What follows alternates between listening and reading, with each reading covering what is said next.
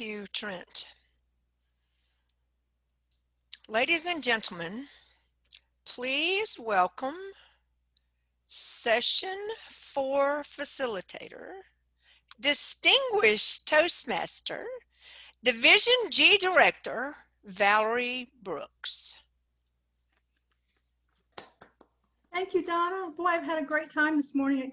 I was hoping that it would get me out of doing housework with those daggum breaks. Just the house was calling. Anyway, when I've been here, which is the majority of the time, I have certainly gleaned a lot of great nuggets, and I'll be taking them with me. But I know that we're not done gaining nuggets.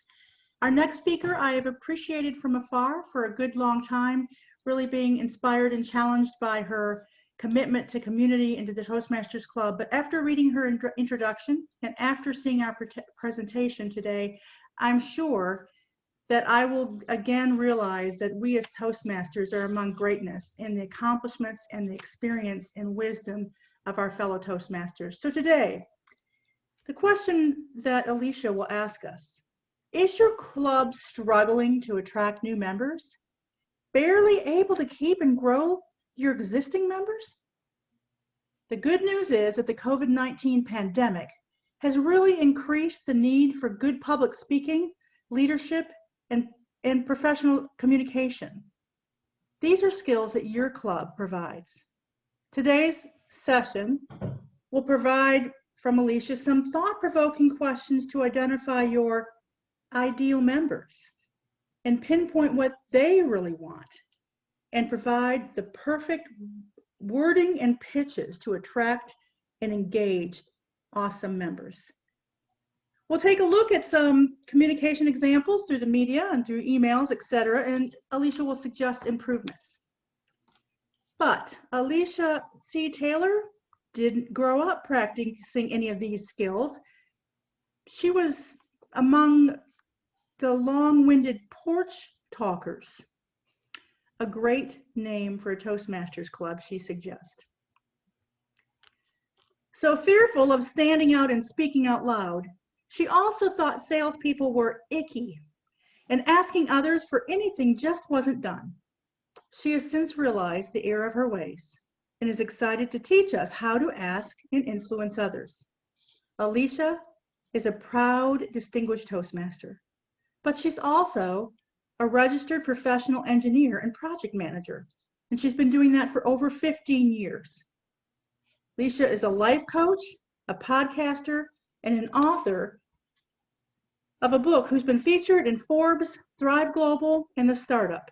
In her, quote, spare time, she enjoys playing with Thomas the Train and the Lightning McQueen with her 2.5-year-old son, Lion, all while arguing with the NFL fantasy football decision-making of her husband, Pete. So I ask you as an audience, please help me welcome Alicia Taylor to the stage and her presentation, Pitch to Lead, Crafting Your Ask to Attract Engaged Members. Alicia. So all of you are part of amazing Toastmasters clubs. How are you taking advantage of this global COVID-19 pandemic to tell everyone, the world, about why they should join your club? How are you informing, influencing, and asking them to come join yours of all the ones in the world? Or maybe you're struggling a little bit with membership. Maybe since March, you've struggled to go online, to get out of the in-person, and struggling with that message, the new normal of how to attract and influence those new members. So the good news is today's session is for you. If you're struggling with club membership or wanting your members to step into leadership positions, and you want to change the way you're communicating, you're influencing, and persuading them. Today, I'm going to go through and we're going to talk about how to identify your ideal members that you want to attract. We're going to develop language and specific wording you can use in your communications.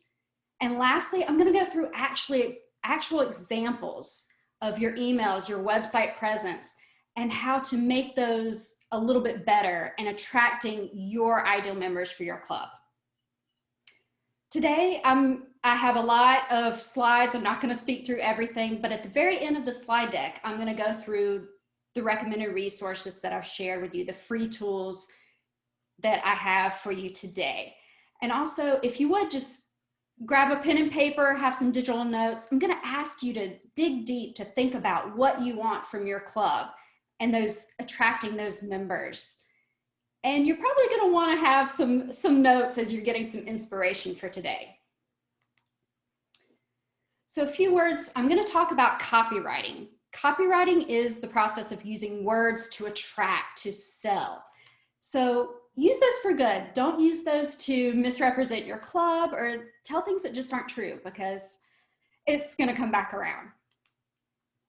Today, we're going to talk about your club's superpower and why people want to join your club. You want to be different. So today, don't just copy and paste everything we share, but use it for inspiration to build upon it and be different. Lastly, I am going to talk about things that are mine alone, not D58 or Toastmasters International. So use them what you will. It's so hard to ask. We ask people things all the time and don't think about it. It's still hard when we get to asking people to join our club. I know I've been part of a club or joined or even visited a few times where clubs have never asked me to even join. They don't even have applications ready. They're not prepared. And I always wonder, they're doing such a disservice to people. I love Toastmasters. I hope you all are here today because you love it too. You've seen yourselves grow. You've seen other people's grow through the organization. And I feel that it's not sales. It's not icky. It's not grimy. It's a service that people have grown from. They've increased their ability to communicate, to tell the story they were meant to tell for the world. So if you think sales are icky or sales are gross or something that we're using to influence the asking is just icky, get out of that. If you had the cure for cancer, for COVID-19 right now, you would tell everyone. It's the same for Toastmasters, and I hope you believe that too. First, we're going to talk about pitching your club. How do you tell everyone about your club? How do you be a leader and a speaker? And before you can lead, you need to ask people to join you. Before you can ask, especially now, people need to know how to find your club.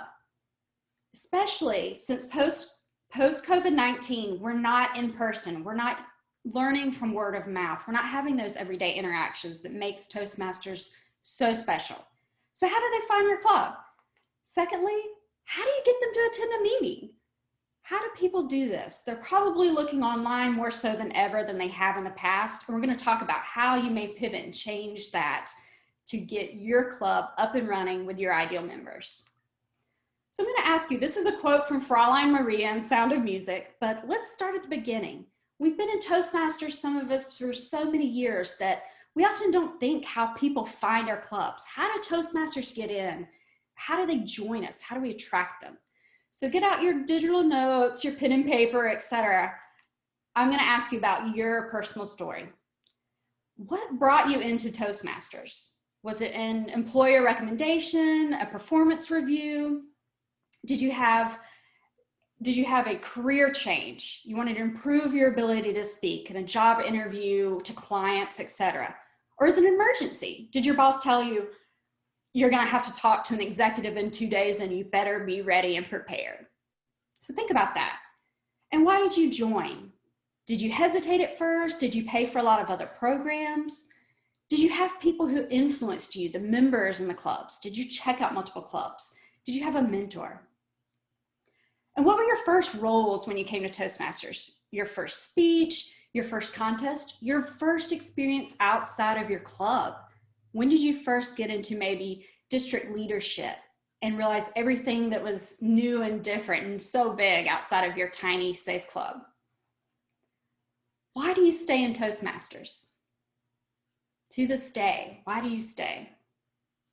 And lastly, what can you tell people? What's different about Toastmasters? What do they think it is versus what it really is to you? I'm going to ask you, how do you use your experience to persuade and influence others?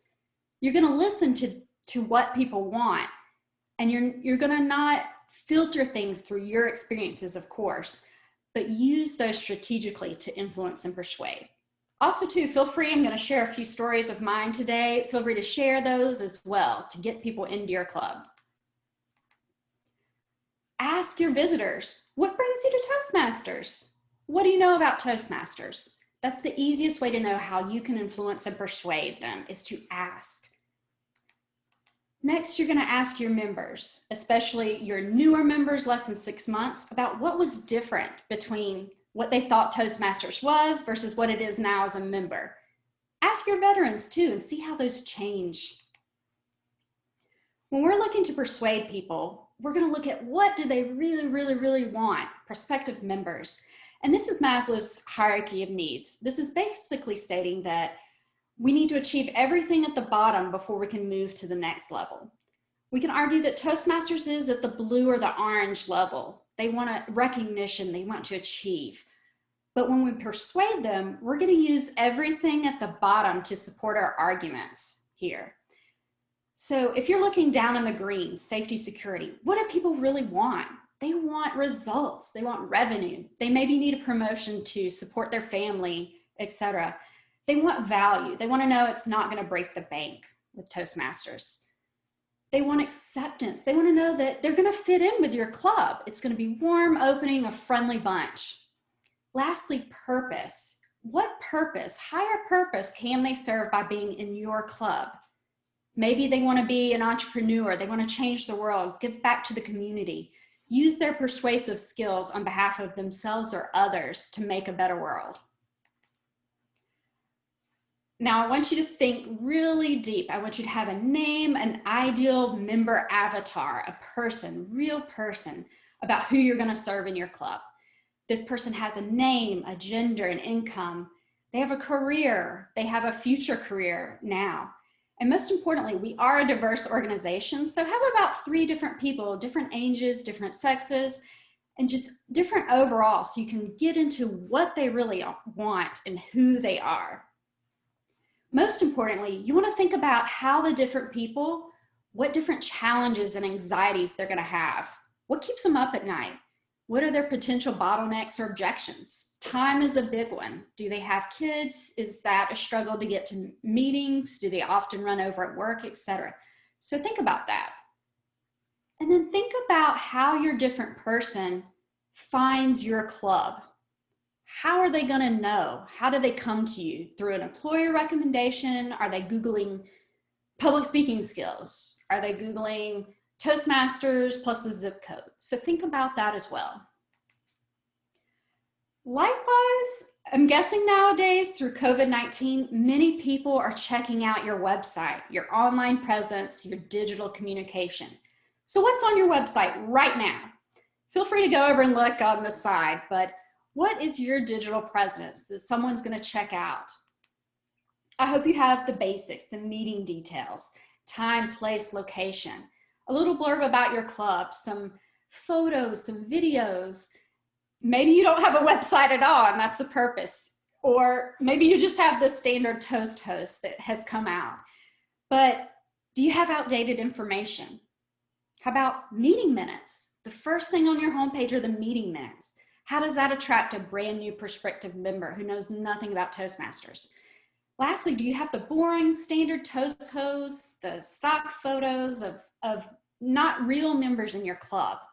So think about that. What is on your website? What's your digital presence? If you take a look at your digital presence, your flyers, any communications, emails, are they warm and inviting? What's the tone? Are they persuading your target audience that you want to attract into your club?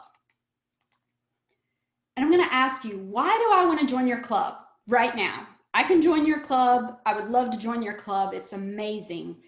What's your club superpower? The one unique thing you have for each person, your ideal member that you've thought about. When we're thinking about how do we persuade, how do we ask and influence, even when we're looking at our copywriting online and our websites, Robert Cialdini wrote Influence, and he has 6 pillars of ways to influence, and I'm going to share with you as well. The first one is reciprocation. This is the process of I give you something, I expect something in return. For example, you can have an online download on your website, free tips and tricks from our members. The good thing in person, you have ribbons, pen, a great guest packet, making it very clear and easy to join. You can even do this virtually as well. You can send them an email packet, or if they're comfortable giving you their home address, you can email or drop it off as well. Consistency. This is the process of asking questions they'll say yes and agree to. You're getting buy-in and agreement. I use this multiple times a day with a toddler. It works. You're going to say something like, hey, you're going to give a table topic at the next meeting, right? We're going to see you at the next meeting, right? Questions like that. Next, social proof. People want to join clubs that have other members. They want to see real photos on your websites. They want to see real testimonials. And when they get up the courage to contact you for a Zoom link meeting or in person, you want to make sure people are attending your meetings. That means go back to consistency. Ask your members, you're going to be at the next meeting, right? We're going to have guests. You're going to make sure you have a top-notch quality meeting. Liking. This states that we buy from, we join things of people we like. You can do this by a lot of observing, a lot of listening. You may want to do a well-timed compliment, but nothing over the top that's ingenuine at all. You may want to say, oh, that's a nice NC State ring. Did you go to NC State? Me too. Authority. This states that we follow people who are in authoritative positions. You may want to put your members' level of experience on the website, on your agenda. New prospective members are not going to know what DTM is or ACB or anything like that. So maybe write out what it is, Distinguished Toastmaster, the highest level, or even that this person is a professional speaker. They've given a TED Talk, just different things where you can show authority in your communications. Scarcity. This is the aspect of making things very scarce and they want to act right now.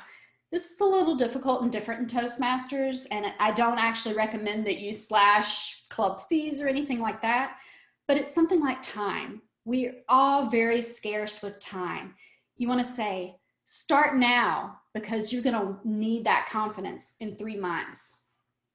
You may also want to do something, I've seen this in the past, and I don't know if it applies this year, but clubs have reimbursed new members for TLI. So that was a sensitive time. Make sure they get in and join before TLI. I'm going to go through a real homepage example that was written for here for a second. So Freedom Toastmasters was established more than 40 years ago with one simple guideline: growing our public speaking and leadership skills together. Since then, we've regularly been recognized as a distinguished club through surpassing member educational awards and goals. So what are your thoughts? It's a little long, a little bit of a mouthful, just 2 sentences. It's not bad, but it's a whole lot of information about Freedom Toastmasters. We know that they're just very involved. They're very distinguished, what would we say? I'm going to bring you to a really, really sad truth. No one cares about your Toastmasters Club yet. Prospective member, you're talking about Freedom Toastmasters, what they are, a distinguished club. They don't care about that yet.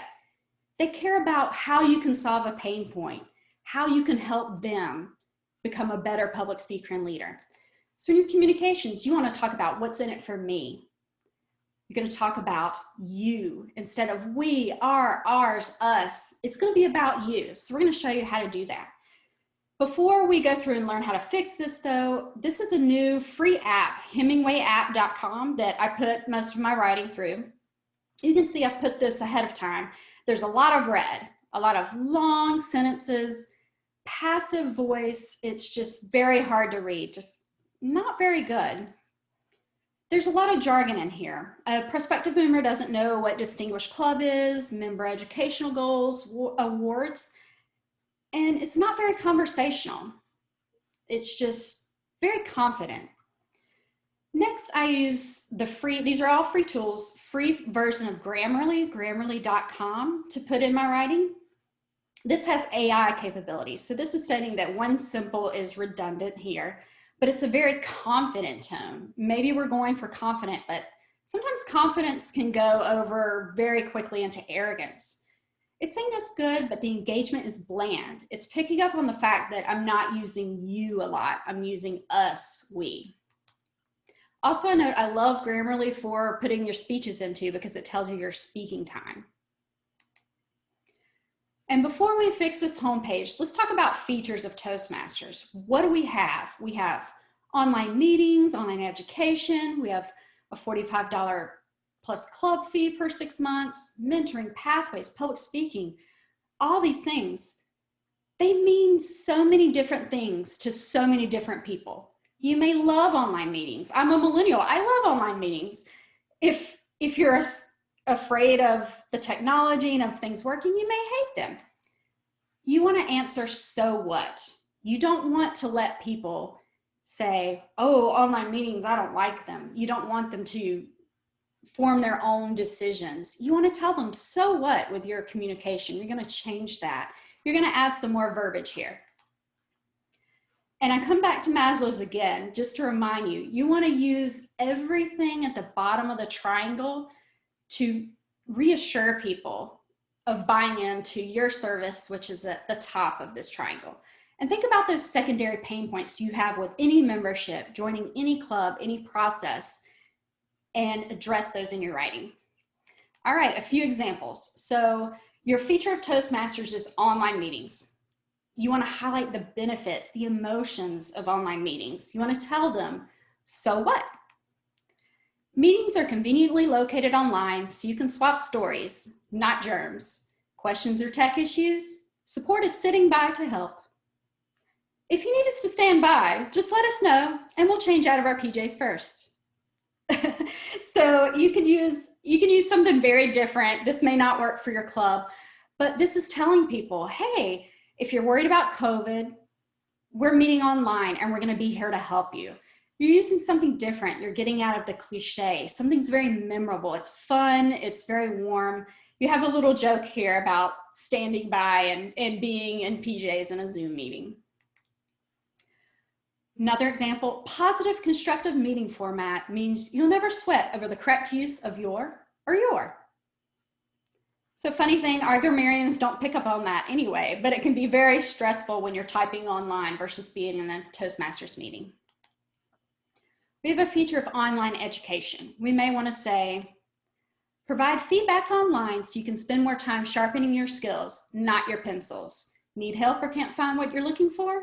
Contact us and we'll be with you in a jiffy. You're reassuring people they're not wasting their time. It's convenient.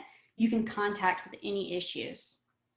Another example, lose your papers and save a tree. Your feedback and history are always safe online 24/7.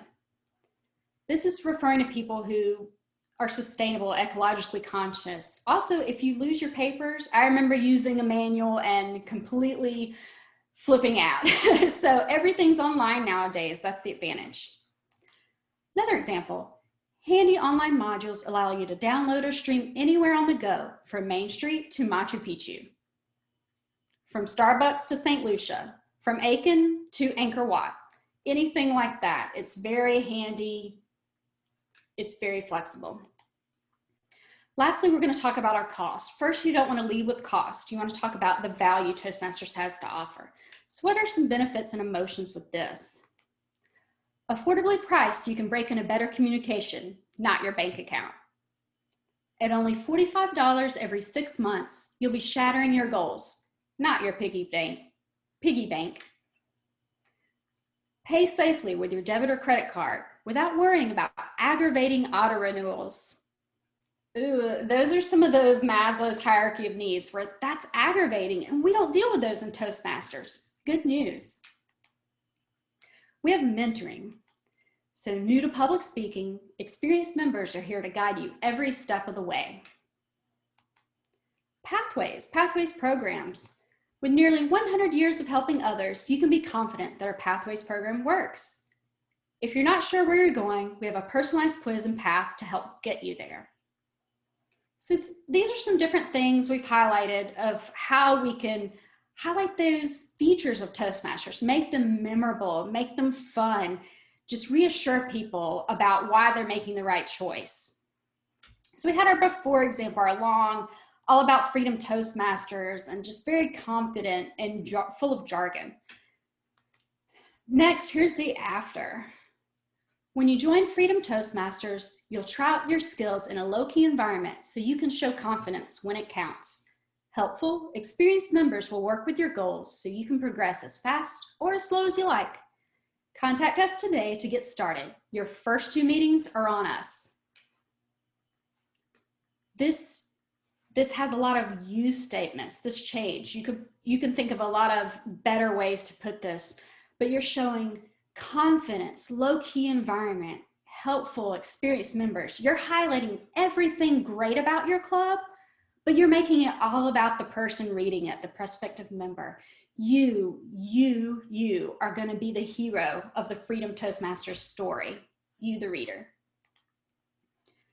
Once again, just for example, I ran through this again through the free Hemingway app and Grammarly, and everything's good. We have a different tone.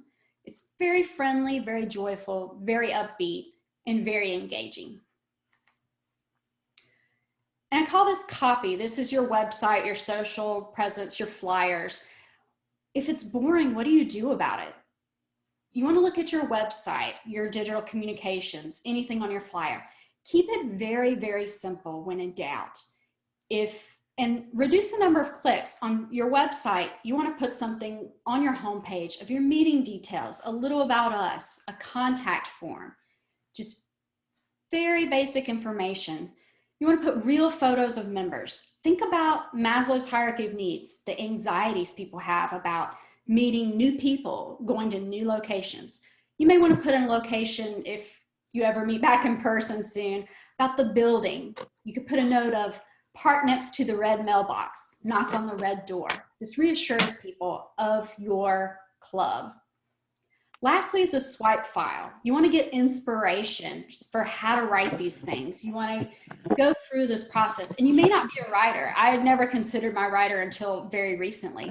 But a swipe file is where you keep a document, a Google Doc, of fun things you hear or you're inspired by, so you can use that in your communication. You can adopt it and not use it word for word, a copy and paste, but use that for your own purposes. We're going to pivot a little bit, so I'm going to talk through some ideas. Once you have people, your digital communication, your presence, your online forum, you're getting people to find your club, be excited to join your club before they even join you, and they've contacted you to join a meeting. Once you get them there, how are you going to ask them to join you? You always want to be positive and energetic. You believe in Toastmasters and your club. You're going to ask, so what brings you here? What have you heard about us? And you're going to listen. You may have, I know all of us are great talkers, but sometimes we have to, actually most of the time, we have to stand back and listen. What are they really telling us so we can persuade? We want to cultivate the low pressure style. Toastmasters is the perfect place. If you're uncomfortable with asking or sales or influence, you can do this now in a low stakes environment. But just use words like, don't worry, we'll help you, we'll train you, we'll be here. You'll never have to do anything or speak out of turn if you don't want to. I like to use a but. We're trained to hear a but, and it's usually a bad thing, right? Like, you're a new member, but you would be great in this speech contest. You're relatively new to district leadership, but I think you'd be an amazing speaker bureau chair. Different ways you can use that to your advantage. Social proof. You want to bring in people to your meetings. You want to have those people join, your members join, and use words such as most of us. This is what most people do when you're looking at persuading people to join. Scarcity. Use that loss in time. And a lot of times we want to talk about what we may have lost by not joining Toastmasters sooner. I know I joined a Toastmasters meeting 5 years before I joined Toastmasters, and I can't think about the things I missed out on for 5 whole years of skills. Liking. So this is the aspect of we want to join people we like. We want to be a part of something we like. Show some vulnerability here. Share your story. Of course, listen to the person and make sure that you're not projecting your story or anything onto others or making assumptions, but show them. For example, I didn't give my first speech until I'd been in Toastmasters for 4 months. I fully took and benefited from the table topics immediately. The impromptu, everything impromptu, I was able to communicate with clients, communicate with leaders immediately. You want to use a compliment and say something like, well, I'm guessing you may be a little like me. You don't want to assume. And then how would you feel about doing this? Use this way and you're asking in a very likable, open way. Always talk about the future. Imagine how you're going to feel in 3 months when you don't have to worry or get the sweats about talking to that executive. You want to be very cognizant of your new members. How do I contact you? What's best? Email? Is it phone? Is it text? And then use anchoring. What did you like about this? Use positive ways so that they talk and think about your club in a positive way. Closed instead of open questions. You want to ask, what questions do you have for me? Rather than, do you have any questions?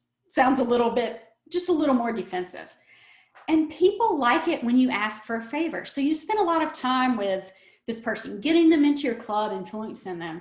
Ask them, hey, do you mind taking these brochures, this information, these cards, back to your HR manager? Consistency. So get people's buy-in, let them agree to come. So, hey, I know you're new here, but would you like to do a table topic? Can you do a table topic? Ask questions, they'll say yes. We're gonna see you next time, right? You can always use contrasting 2 different types of people. For example, you can say things in Toastmasters of, there are people who come to us who are ready to grow, ready to lean into that, but others just haven't discovered that it's uncomfortable enough for them. Few things to avoid are guilt. So guilt will work once, but then people will avoid you after that. So I call this church guilt when you say, hey, stranger, hadn't seen you in a while. Or even if you're joking, you're not going to leave me hanging, right? I need you at this club contest. So just try different ways and try not using the word opportunity. A lot of us get that at work and it's not really an opportunity. Be careful of assumptions and then how you're talking about Toastmasters features and benefits. So for example, I told you that I didn't join Toastmasters until 5 years later. My first experience with the club was very poor. The man kept making assumptions about me. He kept talking to me about, oh, it's so inexpensive to join. And you can ditch your Starbucks a day latte habit and join our club instead.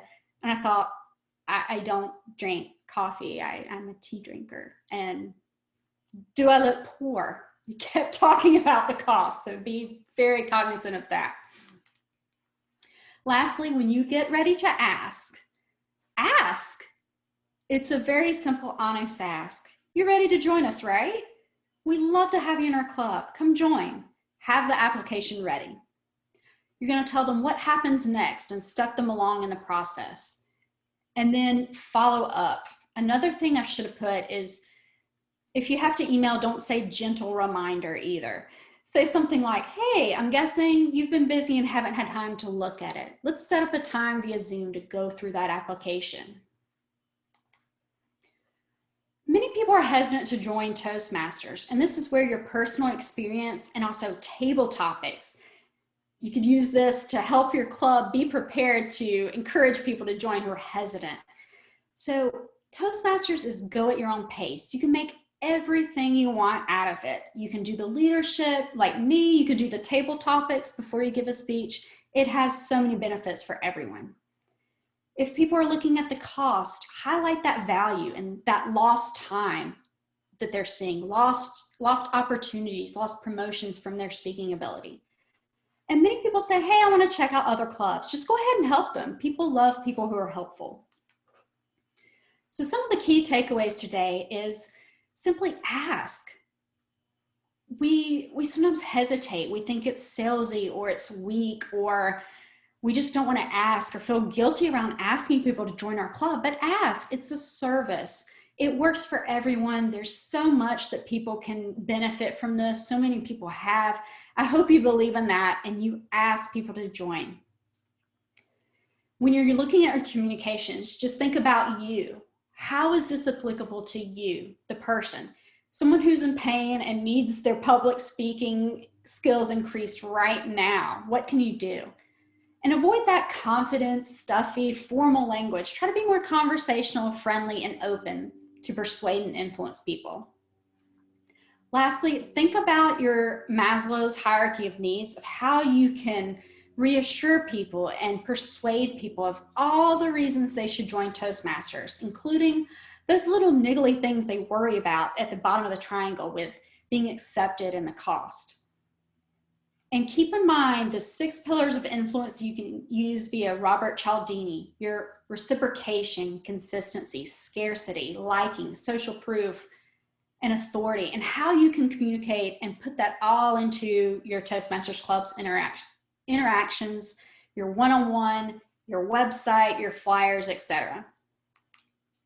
So thank you so much. I'm so excited to share this with you today. I love to see everything you come up with, how you can change the way you persuade and attract your ideal members. I can't wait to see your websites, your flyers updated. So feel free to send those along, contact me, reach me out anywhere. And I'm just excited that you are going to use these skills to attract everyone, anyone in the world to join your amazing club. Madam Toastmaster. Thank you very much, Alicia. I'm sure. Applause, applause. Go ahead, let her rip. Very, very important for us as leaders, whatever level where they're at. The good information today, some great nuggets to take with us. And I know with my division director hat on, I've got some ideas and invigorated. I love the upside down Maslow's. I've never thought about that before, but what a great tool. So I do believe we've got a couple minutes for questions. Madam Quality Director, a couple minutes.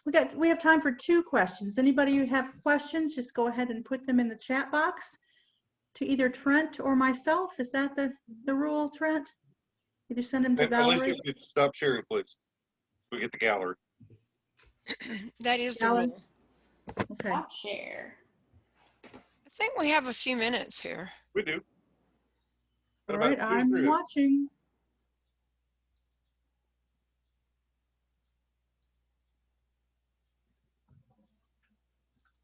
I will go first. Thank you so very much, Alicia, for agreeing to do this presentation. It was absolutely phenomenal. Absolutely phenomenal. How would you suggest that the web person, the person who manages the club's website, how do you suggest that they get the ball rolling and don't wait until next year? And I say this because I know that sometimes we struggle with, what you may call it, when we are waiting for the perfect time to begin addressing the issues such as our website. And I tell you why this is so important to me. As someone who likes visiting other Toastmasters clubs, if I note that their club website is not updated, no matter what else they say, I'm not going to that club. So it's that serious. Yeah, I would take advantage of the Pathways programs where you do mini projects there. A lot of those projects are updating a club website. It's gathering a team, and it's something that you can do as a club executive board of, hey, make sure in our planning, make sure our website is up to date, and put that on your calendars and tools. But it's important that to begin. It's something that just go ahead and start doing it before you're ready.